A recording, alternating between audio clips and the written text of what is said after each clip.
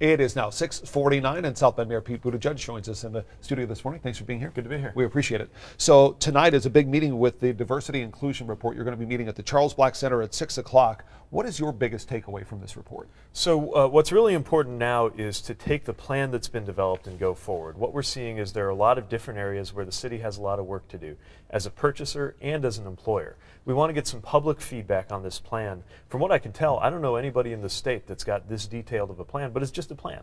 Whether it succeeds or not depends on whether we as an administration, with support from the community, make good on all the ideas that are in there. You talk about an entire city government in this plan, but the police department specifically, of course, is the one that's going to be highlighted most.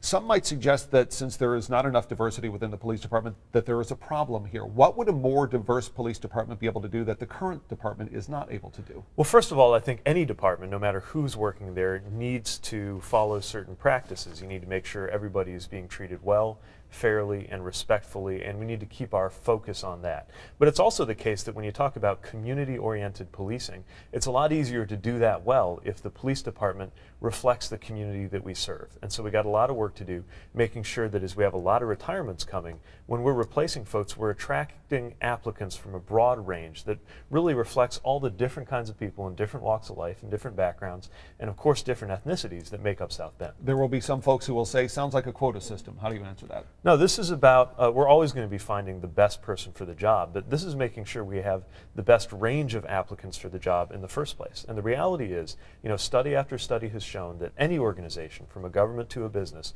performs better when it's got leadership and membership that's more diverse. Yesterday, the Department of Justice came out with a rather scathing report about the Baltimore Police Department, and they talked about a range of things, but one of the issues was a disproportionate number of arrests happening in minority communities. How do you think South Bend stacks up when it comes to that issue? Look, the fundamental job of police is to be instruments of justice, and if there's even a perception that people are not being treated fairly or not being treated equally, we've got a problem. So we're going to make sure that the perception and the reality lives up to very high expectations. Now, police respond to about 100,000 calls a year.